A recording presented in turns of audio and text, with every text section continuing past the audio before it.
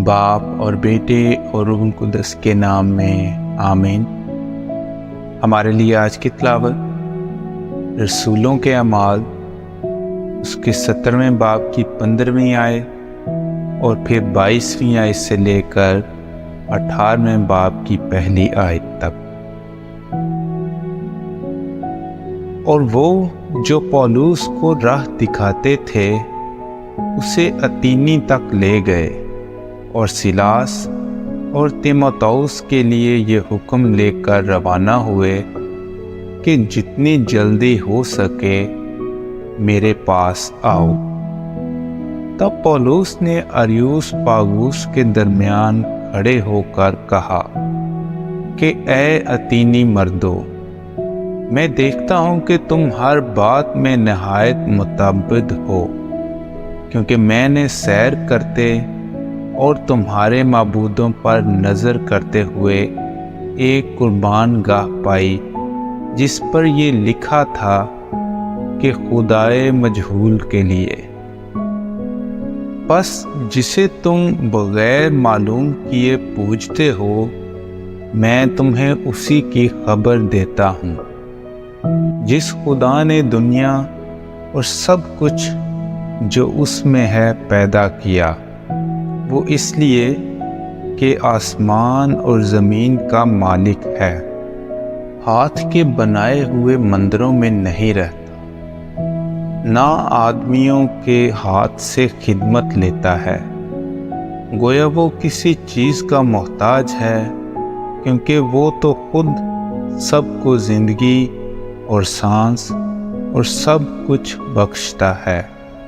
और बनी नौ इंसान की हर एक कौम को एक ही असल से पैदा किया कि तमाम रुए ज़मीन पर बसें और उनकी मयादें और सुकूनत की हुदूद मुअय्यन की, ताकि खुदा को ढूंढें, शायद कि टटोल कर उसे पाएं, अगरचे वो हम में से किसी से दूर नहीं, क्योंकि उसी में हम हयात और हरकत और हस्ती रखते हैं। जैसा कि तुम्हारे शायरों में से भी बाज़ ने कहा कि हम तो उसी की नस्ल भी हैं।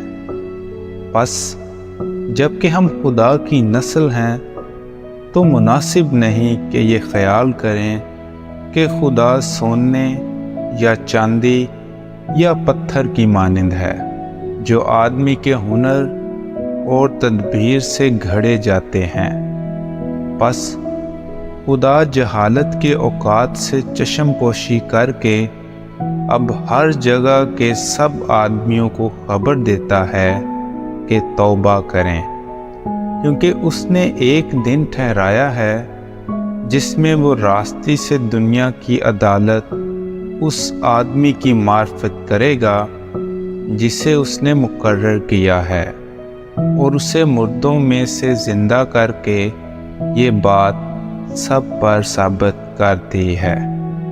जब उन्होंने मुर्दों की क़यामत की बात सुनी तो बाज़ ठट्ठा मारने लगे, और बाज़ ने कहा, ये बात हम तुझसे फिर भी सुनेंगे।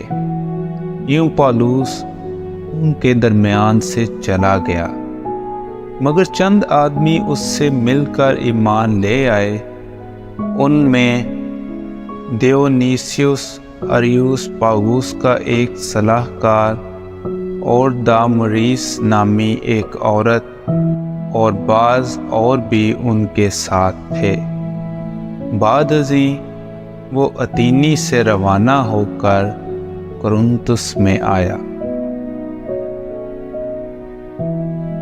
पाकलाम के पढ़े और सुने जाने पर खुदा की बरकत हो।